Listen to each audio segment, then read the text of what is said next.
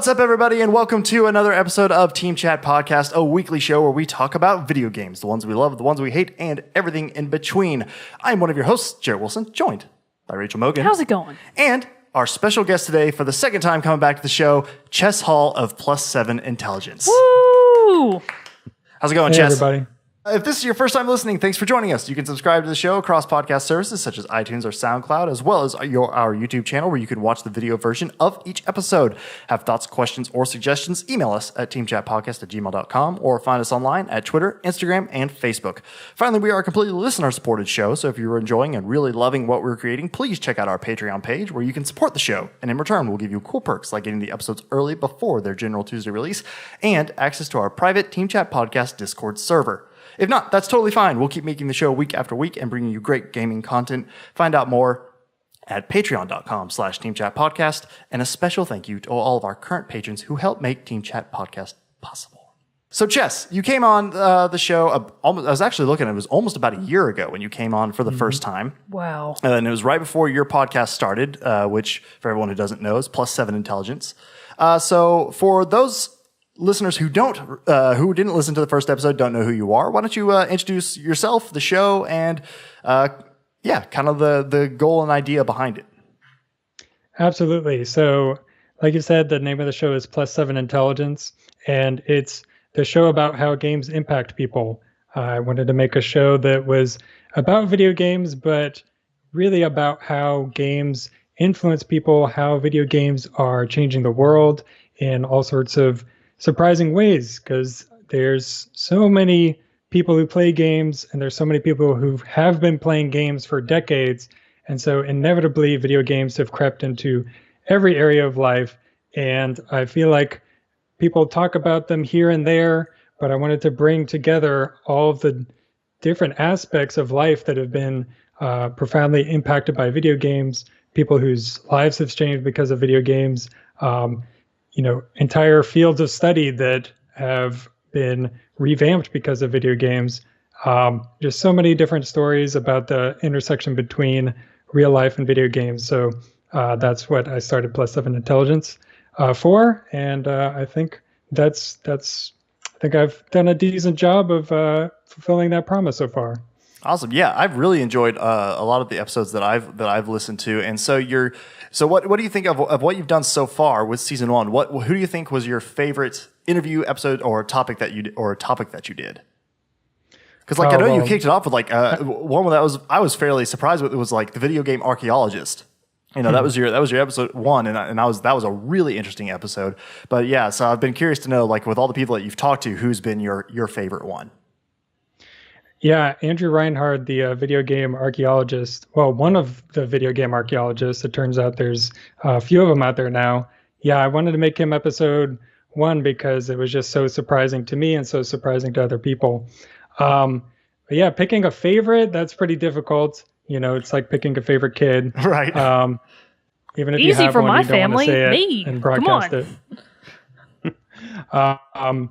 But I really enjoyed, I believe it was episode 3, with Josue Cardona, and he started Geek Therapy. It's a podcast network, and he is a counselor who uses video games with his counseling clients. And the process of how he talks about video games with his clients, how people open up to him, and how that enables better counseling, better therapy because of video games. And the way that he plays with his clients, he prescribes games for them to play at home, and he even makes games with them with simple tools like Twine as a means to therapy. And it was just astounding. And anytime you interview someone in the therapy field, that ends up being a therapy session for you anyway. So right. It was nice. It got to be a free session for me as well. Awesome. So you wrapped up season 1 of your show, and now season 2 is about to kick off on June 11th. So what is kind of the focus, and that's kind of what we're going to be talking about today, is somewhat of the focus of season 2. So what can everyone expect going into season 2 of +7 Intelligence? Right. So with season 1, I kind of wanted it to be that when you tuned in, you had absolutely no idea what you're going to listen to. I'm talking to an archaeologist, I'm talking to a counselor, I'm talking to a teacher, I'm talking to a coach, I'm talking to a game designer. And I just wanted to show all of the surprising, amazing, different areas, the variety of the ways that video games have impacted people's lives. But for season 2, I wanted to drill down into some topics that are really important. So I picked three topics that I'm going to do 7 episodes each. So Wow. 3 different series to make up the season. And those topics are video games and mental health, games and education, and games and social change. So for each of those, I'm talking to people from still a variety of different areas for each, but I want to drill down into those topics and see how take a more directed approach to looking at them, and getting people to really have a more in-depth conversation about video games and mental health. For instance, you might read one article about some study about video games and mental health, and then you'll go on about your way, and maybe there'll be another one, down the road. So I feel like a lot of people don't understand how big of a deal it is for how video games can be helpful to mental health, what we know about video games and mental health. And so that's just one example of one of the 3 topics that we'll be diving into. Nice. Awesome. So that's what we were going to talk about then today is I believe we decided on social change and totally blanking on the second one. Mental health. Yes, thank you. Sorry. Totally blanked on that. Social change and mental health with games. So what were kind of the drivers or the inspirations for wanting to choose those 2 topics specifically? Yeah, so mental health, that's definitely something that's very important and personal to me. I went through a time in my life where I was depressed, and I played tons and tons and tons of video games, and kind of looking back on that and, trying to piece together what that means about me, what that means about my mental health, how I can do better in the future. And what I've learned through that kind of spiraled into researching into video games more. And that experience is what led to +7 Intelligence in the first place.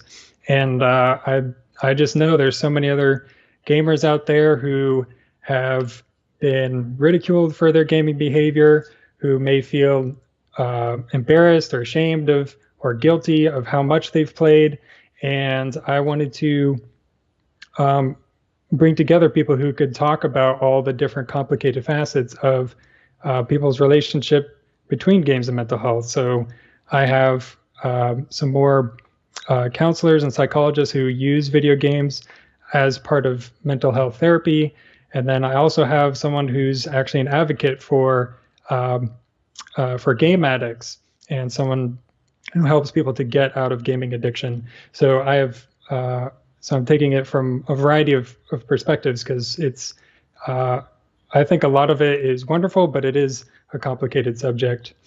And then like I mentioned before with video games and social change, like I mentioned before, there's so many people, it's interesting when people play video games, there are people who try games and then they kind of bounce off of them.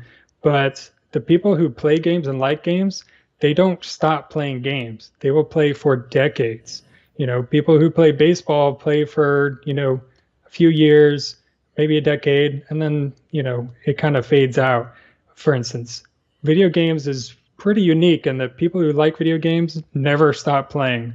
I actually stopped asking my guests about the first video game they played, because almost everyone has been playing games since they were 8 years old. Yeah. And it's just, and if people have been playing games that long, it just has to have ripple effects into society, the way we talk, the way we think.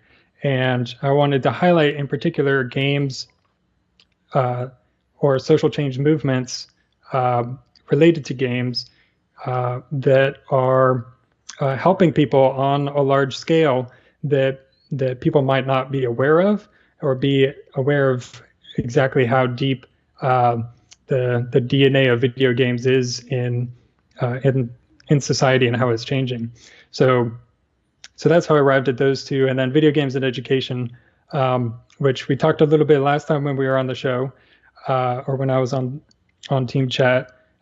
It's just something that's becoming more and more prevalent.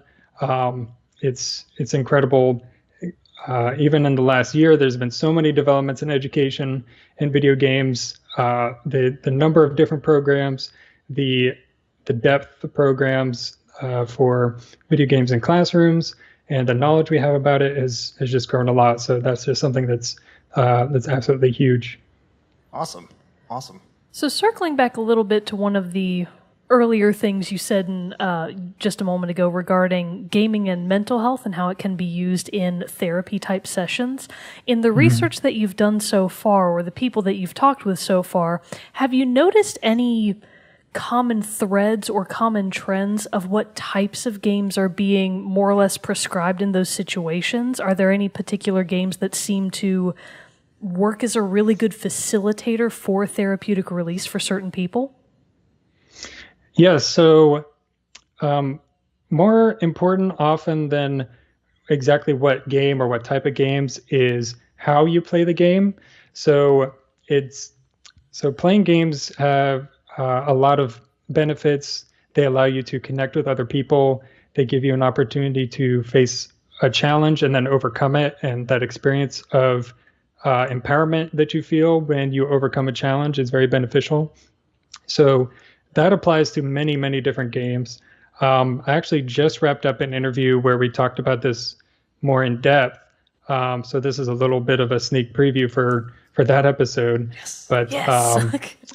But some of the research right now that is developing has been showing that RPGs, role-playing games, are very valuable for mental health for a variety of reasons. Like I mentioned, the challenge in RPGs, you have a huge amount of freedom, so you can express yourself and you can try out ideas you have. You can be creative that way and explorative. And in particular, some of the games that were highlighted were two games or two game series that are very similar, actually, in many regards, and that's Mass Effect and Dragon Age. Love me some Dragon Age. We don't know exactly why, but the depth of the storytelling in combination with solid gameplay mechanics. And then all those things I mentioned before about RPGs in general, people find them very therapeutic for instance, dealing with depression, being able to go into a different world where you are more empowered and you have different ways of connecting with people, and you have a different, you have an entirely different relationship with the world around you. That can be very beneficial because it gets you out of that negative, depressive state, and that in and of itself is valuable. So like I said, there's many different games that can provide benefits of different types, but those are a couple games that have kind of risen to the top as being very common. And of course, everyone has games that they enjoy in particular, and that and that can influence which games that you personally find beneficial for your mental state. It's really interesting that Dragon Age and Mass Effect are the two that seem to be so popular, and one of the key things that I think of when I think of those two games isn't even necessarily related to their hard RPG elements like crafting or large inventory system or your class or leveling up. When I think of Dragon Age and Mass Effect, the number one thing I think of is how both of those games strongly emphasize your ability to either build or burn relationships with other people within those games. Yeah. So I'd be really interested to see how that relationship building aspect and how things from romance to just friendship are key components of how people react so strongly to those games. Because every time I see something about Mass Effect or even Dragon Age, it's like, you can romance all the hot aliens. And I'm like, yes, finally. Oh, what I've always wanted. This is what I've always wanted. And it may not be that silly of an approach, but I wouldn't be surprised to hear that that's one of the main reasons that a lot of people find those games so therapeutic, because especially if you're struggling with depression, one of the things that depression frequently does to people's lives is it can destroy their relationships with other people and their relationships with themselves even. So the ability to have a more controlled and directed relationship building approach, I think probably is highly valuable to somebody who's needing a little bit more of a contained approach to that kind of social interaction. Yeah, I agree with that. Yeah, and that's interesting because I've played a lot of Mass Effect, and I'm actually rediscovered Dragon Age recently. And one of the kind of along the lines of what you were saying, in those games, they purposely go out of their way to kind of make your character kind of an underdog and also someone that people don't initially like very much. Right. So like that process of, okay, there's this alien who's on my team. They don't like me. They don't trust me. And then that process of like building trust with some organization or some new planet. I can see how that can be something that's very valuable to people. Because building relationships is really hard, and it's nice to, play a game where you get to, go through the motions and have some success in that. Yeah. And also, I would think, too, that just the nature of RPGs, too, in the sense of, especially in the ones of like Dragon Age and Mass Effect, I'll speak more to Dragon Age because that's the one I'm more familiar with. But, games like that, or even The Witcher 3 and things like that, these games usually, too, have this big, massive open world, which just allows us, allows for this intense level of discovery, exploration, and just it's something that you truly can lose yourself in. And if that's what you're needing and looking for, or needing like that escape, as it were, that's an incredible benefit of playing that type of game as well. And for a lot of people that are struggling with mental health, and especially with really bad depression, one of the main struggles of people with depression is just leaving the house, just doing anything at all. So to be able to have that really exploratory approach to any world, even if it's not your world, even if it's not going outside and taking a walk, being able to walk through Breath of the Wild, for example. It's better than going outside. It's literally better than going out into the real world. It's not hot. Beautiful. It's not hot. As long as it doesn't rain while you're trying to climb a mountain, you're fine. Almost nothing bad can happen to you as long as you're not actively running into danger. So absolutely, I can see how that would be tremendously appealing to anyone, whether or not you do or do not have mental health struggles. Mm-hmm. Yeah. Yeah. The term escapism gets thrown around sometimes with a negative connotation, but sometimes escapism, or a little bit of escape from, the way you're feeling that day, a really bad experience you've had, sometimes that's what you need, as long as you are, as long as you come back to that problem and you deal with it, escaping from it, getting some space from it can be very valuable. And video games are incredible at immersing you in a new world, and a new world with new rules that looks different, that can completely make you forget about your problems for a bit. And sometimes that's very valuable. Yeah. Well, I mean, and there are even days that, like, not comparing this to people who have, serious cases of depression or stuff like that, but just like the days that I have that are a rough day, a hard day project that I was working on didn't go the way I wanted it to, feeling really stressed out from like either a lot of, big deadlines or whatever there. And some days there, I'm experiencing that, and I just want nothing else than to sit down and just, it's a de-stressor, a decompressor for me, and usually it is like, okay, I'm just going to play, I'm going to get lost in The Witcher for a little while, or Horizon Zero Dawn, something like that. I can. The only thing I have to think about right now is just enjoying this thing in front of me, and it's a great way sometimes just to decompress from a hard, stressful day, or even not even to decompress, just to have a whole lot of fun, because a whole lot of fun. That's what they're good at doing too. Although sometimes, and this is something else that Ches already mentioned, you can be having so very much fun that your gaming can start to get in the way of your regular life. Yeah. And you can become, of course, addicted to the gaming experience. So this is a topic that we tried a long time ago to... Didn't we come back to it? We did our best. We tried We're just not as experts in hard this as we area. could. Yeah, but we weren't able to approach the subject of gaming addiction with any kind of intelligence or finesse or Because you know why? concentrated approach. We needed +7 intelligence Because to be we able to needed talk about it. +7 intelligence to be Our able to intelligence show score us was the too low. light. Yeah, so in terms of gaming addiction, this is obviously something that I feel gets very much sensationalized and occasionally blown out of proportion in rare instances when it does make the news or actually, gets onto the mainstream news feeds of whatever internet thing is happening that day. But that oftentimes glosses over the reality of gaming addiction and how it affects normal people on a day-to-day basis. So is that something that you can tell us a little bit more about? Because Jared and I, we're just not good at it. We sat down and we started talking about it, and we were And like, it well, just- we looked up obviously definitions and different things like that, but then we could never. You don't want to be the one who No. as is like, don't, first among your thoughts in, throw the first stone. It's just I mean, I'm not saying I've never been addicted to a game before, but I don't know what that necessarily would look like. Obviously, you read the horror stories like Morgan was saying of people who played games for 48 hours in an internet cafe and dropped dead. Right. Okay, that's obviously bad. And those are the then kinds you of also things have the that are parent. the only ones that ever make the news. Exactly. That's kind of what I'm trying to say. But then you also have on the other end of the spectrum the parent who's like, my son is playing Fortnite 3 hours a day. They're addicted. Well, are they? Is it just the thing that they're into right now and you don't understand the hobby? Well, so are they? Because that is kind of a question that may or may not be able to be answered by sheer time frames. How Well, yeah. many hours are being put into it.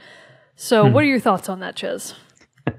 Yeah, so I mean, don't feel too bad about not feeling like you have a concise or coherent answer. I mean, We do some not of my have guests either have of said those. categorically gaming addiction should not be a term, and others have said I don't understand people that don't believe in gaming addiction. So there really isn't a one driving answer. I mean, what I would say is I definitely agree that the term addiction is used too much, and I feel bad because sometimes I use it casually when I don't really mean it. I think that addiction should be reserved to a clinical definition. It's very hard to change the words that we use around it. Because even recently the World Health Organization and their looking at categorizing internet gaming disorder, they don't call it an addiction, they call it a disorder.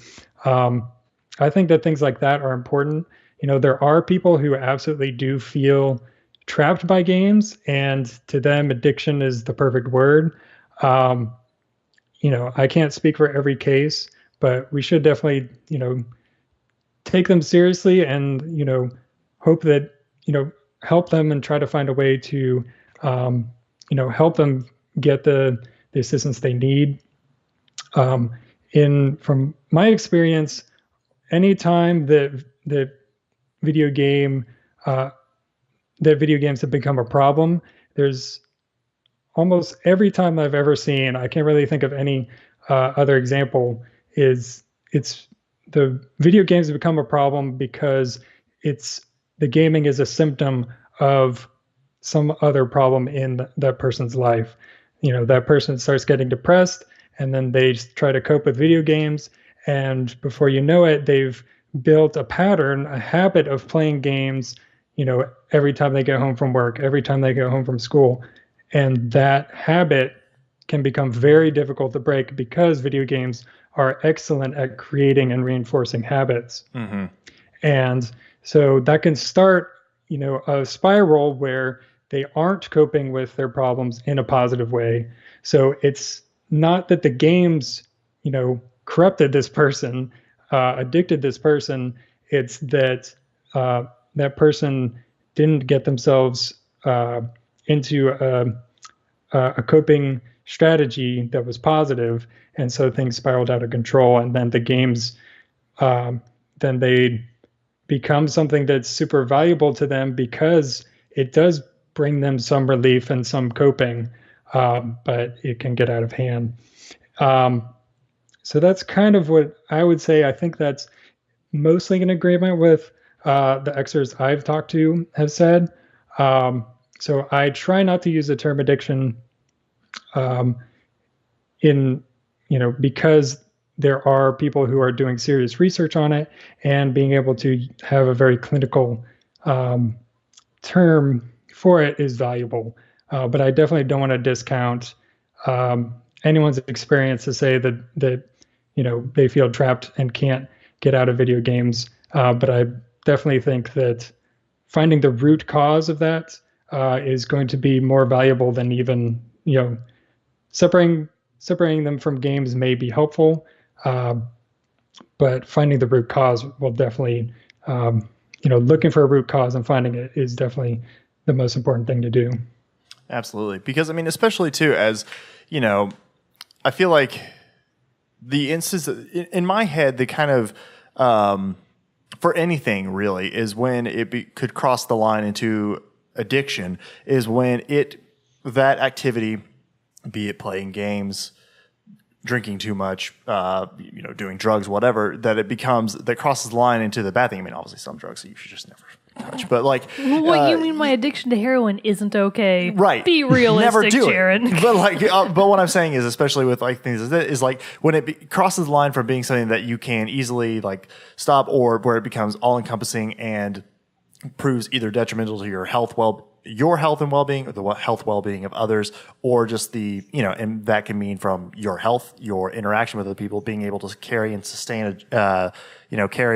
a job, all these different things. And I feel like as the medium grows and as people understand more of what games are and what games have become, a lot of us, I feel like, or I'll speak for myself in this instance, wanting to play for several hours a day, was seen as I was addicted to them, by my parents, because I feel like at the time it wasn't, they didn't grow up with them in the same way that we did. They started coming, video games started becoming more prevalent, but now here we sit, I feel like when we have kids and we're playing and our kids are playing it, it's going to be a lot more of an understood thing that it's the same. I look at it as the same as somebody who wants to play video games for 3 hours, the same way as a person who's sitting down and just reads a book for 3 hours. It's just the different form of entertainment, and one is not less than the other. My favorite catchphrase. Books are for chumps. They are, indeed. Video games are clearly the superior answer to all of your entertainment needs. I'm a visual person. By every measure. Books, boo. Don't read them, people. Don't do it.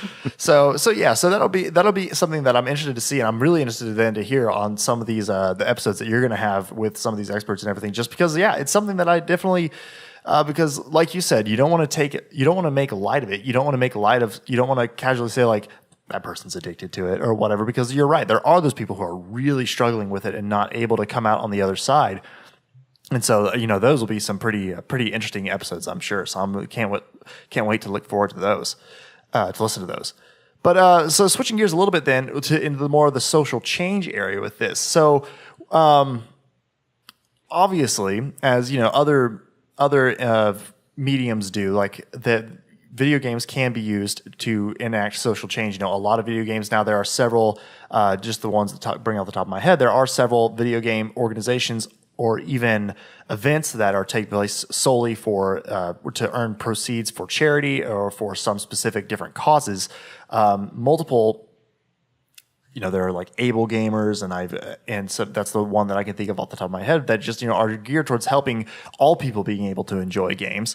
So what are some other areas then that you've seen or that you've gone into detail and studied on here that are ways that video games can impact social change? Yeah, so like you said, video games can be used as a tool for social change, like any other medium. There's books that have started revolutions. There's been movies that have changed the way that people see a social problem. and there's nothing that says that video games can't do that and more. People get involved and immersed in games incredibly. One of my favorite examples, it came up all the time in season 1, and it probably will continue to do so for a long time, is Pokemon Go. And that was a game that was designed with the express purpose of getting people outside and exercising more and exploring the world around them. And guess what? It worked. And I defy anybody to name something that has been as successful as Pokemon Go at getting people outside, getting thousands, millions of people from around the world to actually get up and go do something when they might not have done that before. They might not have been the type of person who goes out at all. I know that when I picked it up, my entire schedule for my life changed because now I'm going to the park every weekend. I'm going out any chance I get. And honestly, Pokemon Go has so many flaws as a game. There's so many ways that it's a bad game, and yet it worked. Right. Obviously it had the immense power of the Pokemon brand, but still, people continue to play it, and it became huge. Another area is the way that video games can immerse you in a story and into the experiences of people that you might not otherwise. I talked with one of the creators of the game This War of Mine, which, if you're not familiar with it, that one's been on my it's on my list. Yeah, we know that one. Well, for listeners, it's a game that is about war, but not about the soldiers battling. It's about the people in the affected area, the refugees, the people that can't get out of the war zone. How do they survive? How do they get through? And it really brings to light the struggle of these people, because you have to experience it. You have to find food for your people. You have to protect them. You have to make decisions about risking people's lives or doing something that you would normally never consider doing, like murder or stealing, because the situation is pressing it upon you. And so it puts you in the experience of people who that we don't really think about a lot, that are going through immense amount of pain and struggle. And it puts you in there because you care about your characters, you care about succeeding. And every time that one of your characters dies, or your characters can actually kind of give up and then they stop being productive and helpful because the situation is so pressing upon them. This game kind of shook everyone when it came out because of how intense it was. And games like this can totally change how people feel and allow them to experience emotions that they might not otherwise. Games, and we've only really started to explore how games can do that. And,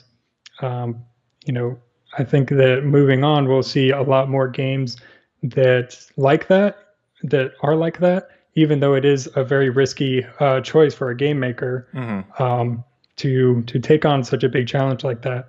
But I can see video games that can really touch people's hearts, and that's another big way that the games can bring about social change.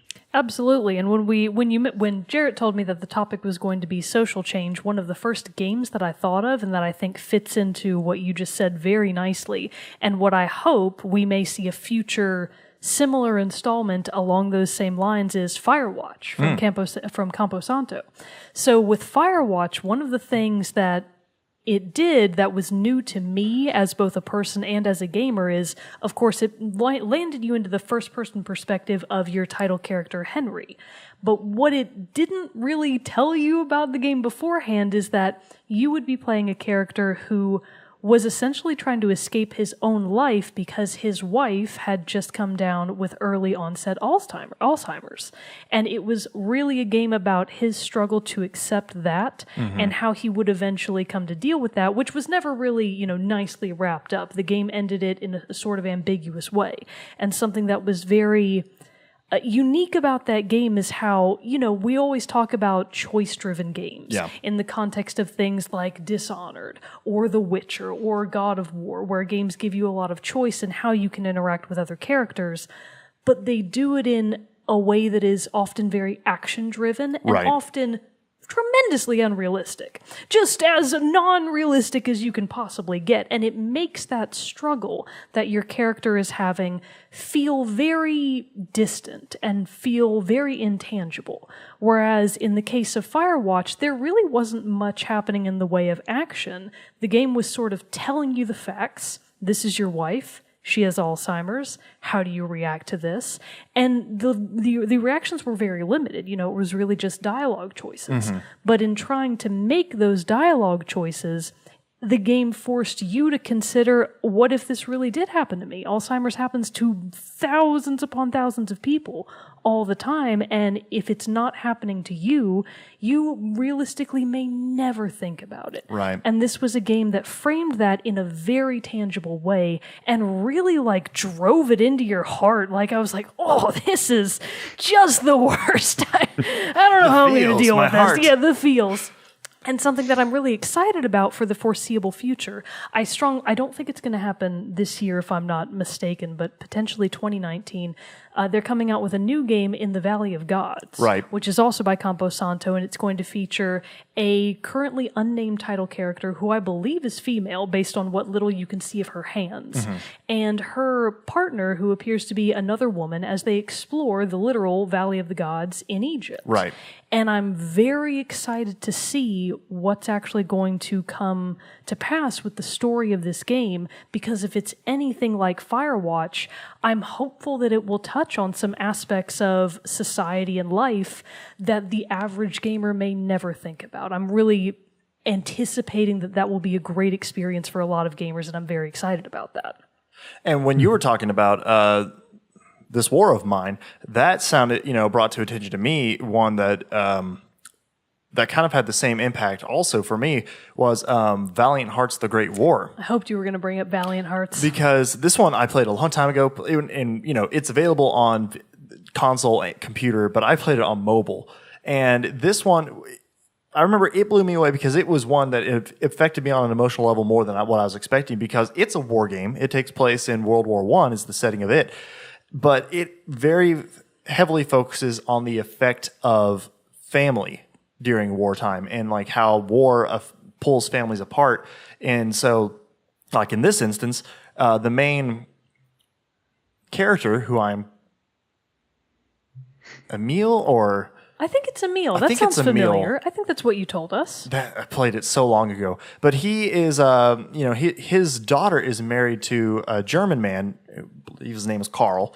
And when the war begins, Karl is drafted to is forced to go fight for the Germans, and Emil has to go and join the French army. And so it's this, father has to fight against, could potentially wind up fighting against his son-in-law. And so it was this whole thing of how he's there to try to survive, but then he also, throughout the course of the game, you wind up trying to rescue Karl and bring him back home. And it's a highly emotional tale about another view of the effects of war, other than just let's get out there and fight, it's kind of stuff. Not all Call of Duty all the time. But then some other games too that have sprung to mind with thinking about these implications of more social change and something else than just an action-based, shoot 'em up, is also Rime, from what you were talking about. Yeah, I thought about that just because of how very much I cried. And then just so many tears. And then just another one that comes to mind also, just for its impact on families dealing with, having to deal with cancer, is the game, the independent game That Dragon Cancer that came out, that was made by the husband and wife team about their son. Even just had cancer. watching the trailer. The trailer was rough. That It's a brutal. Very I don't brutal think I trailer. have the emotional Emotionally- fortitude to emotionally handle wrecked that just kind after of the stuff. trailer. So I can't imagine what the game itself is like. Yeah. Oh God. But other than some things like that, like what else? Maybe let's move on to another thing that kind of like spurred in my mind on this in this area of social change is dealing with gamers and things that have disabilities. And the organizations that are out there dedicated to helping them be able to enjoy this medium, and obviously, like I said, there are other organizations out there like Able Gamers who strive for this, to try to get research and funding done to help create peripherals, controllers, and different things like that. But I feel like a really big step was made within the last week, and probably by 2 weeks ago, by the time this Yeah. episode goes out. But it's still pretty recent news. It's pretty recent news, is that Xbox actually came out with a fully accessible controller. And this is the first time, correct me if I'm wrong, dear listeners, that a major publisher, developer, hardware manufacturer has actually created an accessible controller. And that is a huge milestone, I feel like. It is. And I do feel like it's long overdue Very because much so. obviously people have wanted to game for as long as games have been around. And ironically, some of the older technology may actually have been more accessible. For example, when we were talking the other week about old flight simulators and how you could play those frequently just with a joystick. Think about people who may not have the accessibility of both of their hands or all of their 10 fingers and digits. The joystick would have been a really accessible way to them to still play games. But as controllers have morphed, they've become very heavily dual-handed, and they often require the use of the majority of your fingers. Yep. And for a lot of people in real life, that's not something that they have the physical ability to do. So the fact that there hasn't been already more of an emphasis on accessible gaming, mobility gaming, is kind of shameful. I think it's shameful that it had to take this long, but I am very excited to see, especially from Microsoft of all. Point for Xbox. Point for Put it on the Xbox. board. Point for Xbox. They made an effort. So I am excited to see that they're at least addressing this in a very public way, and hopefully this will spur all of the other major publishers and corporations to approach similar research and design initiatives in the near future. Right. So Yeah, and possibly another point for Xbox. I don't know if Get it's the been marker out, implemented yet, 'cause Jared. I'm It's a not an historic Xbox, day. but their avatars, they introduced avatars that are in a wheelchair or have but 2 an points amputated for arm. Xbox. Holy cow. That kind of representation is absolutely incredible. And then, like you said, actually going to the extent of trying to create an extremely accessible controller is absolutely huge. The gaming trends have definitely moved towards very difficult control schemes. When the twin stick shooter was first introduced, it was lambasted for being incredibly difficult to learn, incredibly difficult to play.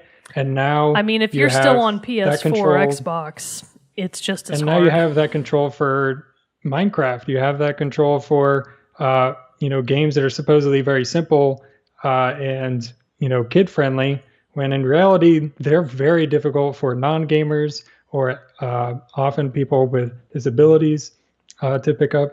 So I think it's absolutely awesome that they're making strides to be more inclusive.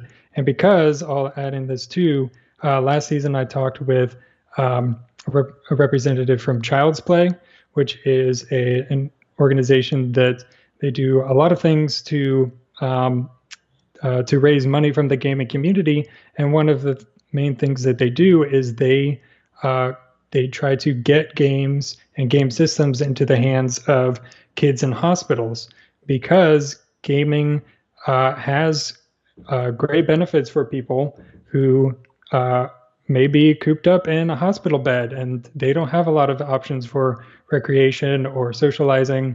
And not only that, but games, like we mentioned before, are an amazing escape. And they've actually found and proven that games can actually allow patients to have the same quality of experience, but take less medication for their pain. The games actually replace, things like opiates that are terrible. I can believe it. And that's just absolutely incredible. So being able to bring games to more people, I think is going to be just a great thing and often be exactly what people need. Absolutely. So, yeah, and it's something that as especially as we do this show and everything, like I want to become more involved in, and because, I've said it before on the show, and and this year I'm for sure going to do it, is with the Extra Life stuff like that. That's an incredible organization. It raises millions of dollars for children's hospitals and everything, and that kind of stuff is it's really great to see that now that that now it gives us, there have always been like 5Ks for this, or runs and other ways for these entertainment things. Now you see a whole lot of stuff too that before like a big movie premiere or something, that the actors or something like that in a movie will do like the come eat, come into this contest, do this thing, or buy the entries to come eat dinner with me or something like that, or go to the premiere of Avengers Infinity War, but like all the money for that goes to charity and stuff like that. So there are all these different ways that all these other mediums have found to be able to contribute to charities and to enact social change. And so it's great to see that a lot of these corporations have been around for several years, but now it really seems to be building momentum and gathering steam, and seeing how gaming can now be a big player in these arenas as well. And it's a really exciting time, I feel like, for that. This is just a little bit of anecdotal, feel-good, fluffing stuff. For those of you that are currently or that very recently played Overwatch, you may have noticed that Blizzard released a limited time pay-only special edition skin for the character Mercy. And her whole thing is she's like an angel, she's a healing support character, and they gave her a special pink skin that made her really kind of look like a really cool magical girl, for those of us who grew up on the Sailor Moon and the Cardcaptor Sakura. And so the whole thing was, every time you purchased the skin, your donation, the funds that you would put down for that skin, would go directly to the Breast Cancer Research Organization. It is definitively BCRA. not. Yes, BCRA. Yeah. I wasn't sure if I had association, maybe. Yeah, I think it's I wasn't sure if I had the last part right. But so all of those proceeds were going to the BCRA. And one of the really sweet stories that came out of this, it's really popular on Twitter right now if you follow a lot of Overwatch people, is someone was playing as Mercy in their pink skin online, and one of the other characters on their team was very aggressively spamming at them, thanks, thanks, thanks. And their initial thought was, oh, this is probably someone just trying to butter me up. They want me to pocket them, to boost them the whole game. Yeah. Come to find out, about halfway through the match, the person who was spamming thanks comes on over the mic, and it's a kid. And the kid is like telling the person playing Mercy, thank you so much for buying the skin. My mom has breast cancer. And seeing all of the pink Mercies in Overwatch makes me feel really good. And I was like crying while I was reading on my phone, because I was like, oh my God. And the person was like, I about flew off the map through my tears. And I was like, I would too, man. But that's just a really nice way to, A, get that kind of funding out there for the Breast Cancer Research Association, and B, to let people who are peripherally or directly affected by something like breast cancer know that that support in that community is out there. I'm sure that did have a very impactful, a very emotionally impactful experience for anyone who is going through that or knows someone who's going through breast cancer, to know that so many people were on board and supportive of that type of cause. So that's just a little bit of break your heart into kindness for your daily gaming dose. And I'm pretty sure now they're even selling a shirt. Yeah, they had real-life merchandise for people that didn't have the ability or the will to actually purchase the in-game skin. They had a bunch of actual physical merchandise available through the Blizzard store, and again, all of those proceeds, or at least the majority of those proceeds, were going to the Breast Cancer Research Association. So here we go, another just quick fact on this from denofgeek.com. Overwatch Pink Mercy skin raises almost $10 million for breast cancer research. So that's pretty badass right there. It's pretty awesome. And that skin is great too, by the way. Yeah. Well, so Chess, this has been really great, like getting to kind of touch on these. Did you have any other like insights into the social change stuff at all that like you're kind of interested in digging into? Some different aspects of this as you're going into season 2? Yeah, I mean, there's lots of different stories. One that I want to highlight is it's a game called Peacemaker, which was created by Asi Barak and some other folks. That it allows you to make decisions in the space of the Israeli-Palestinian conflict about how are you going to make peace between these groups that have so much history, such a complicated relationship, and it's a game that puts you into the shoes of both sides, and it comes from Asi Barak's experience growing up in Israel, being part of the Israeli military service, and his realizations that maybe what he thought or believed, or maybe how simple he thought it was, were really challenged, and then he translated that into a game. And like we mentioned before, being able to engage with these really tough issues, and not just to experience it or hear about it, but to be a participant in it and to feel the consequences of your actions is really impactful. And that's something that I think games are really great at. And also there's lots of different efforts out there to use games to get people more civically involved, to get involved with voting, being more engaged in their community. There's just so many ways that games can be used and are being used to get people out and to act. And like with the Overwatch example, games give people an opportunity to take an action that other mediums might not be able to do, because games are all about interaction. They're all about taking action, and I think that games have a great potential to change society, to see how we view things, to change our relationship with our problems. And I'm really excited to see how it develops and what comes next. Awesome. We are too. I mean, so this is like, I'm really excited to listen to all the episodes coming up in season 2 of Plus 7 Intelligence, because it sounds like you've got a lot of great stuff in the pipeline. So again, the second season of Plus 7 Intelligence does launch on June 11th. So where all can everybody find it who wants to go listen? Yeah, so under any rock that you find a podcast, I'm pretty much there. Apple Podcast, that's their rebrand of podcast from being in the iTunes store. They're still in the iTunes store, but the dedicated podcast app for Apple. Spotify now has podcasts. A lot of people don't know that. Stitcher, Google Play, pretty much any place that you can find podcasts. The greatest way, I think, is to go to my website, because I have buttons that'll take you directly to all of these services and more. So that's plus7intelligence.com.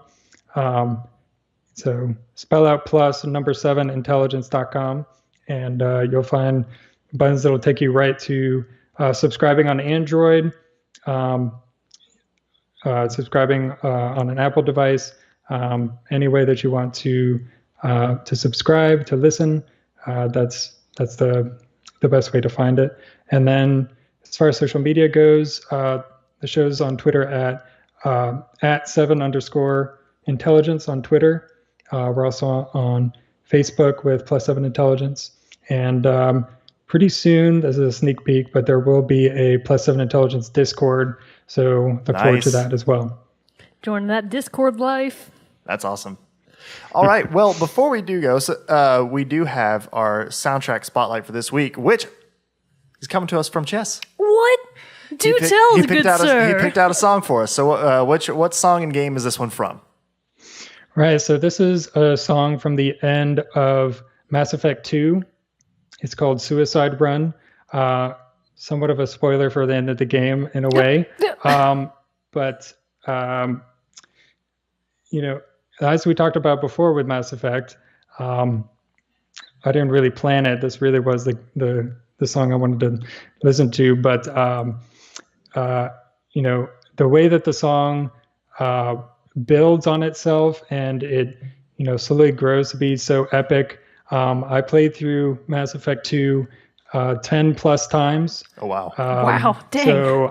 So I heard that song a lot, and every time I felt kind of the weight of, my character's decisions and, the idea of, there are all these people around me that they have their own agendas, their own struggles, but we've brought them all together for this common good, and it's just so inspiring to me. So yeah, I think the song really gives you that feeling of epicness and struggle, and I really enjoy it. Awesome. So that is from Mass Effect 2, composed by Jack Wall, and the song is Suicide Mission or Suicide Run. And so stick around till after the close, and you'll be able to listen to that.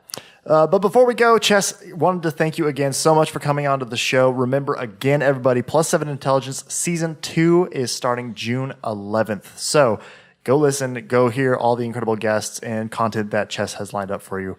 But yeah, Chess, thanks so much for coming back on and talking with us today. It's been awesome. Love talking with you. Can't wait till next time. Absolutely. I had a blast. All right. Well, that concludes this episode of Team Chat Podcast. Until next time, I'm one of your hosts, Jarrett Wilson, joined by Rachel Mogan. Fare thee well. And our guest, Chess Hall of Plus 7 Intelligence.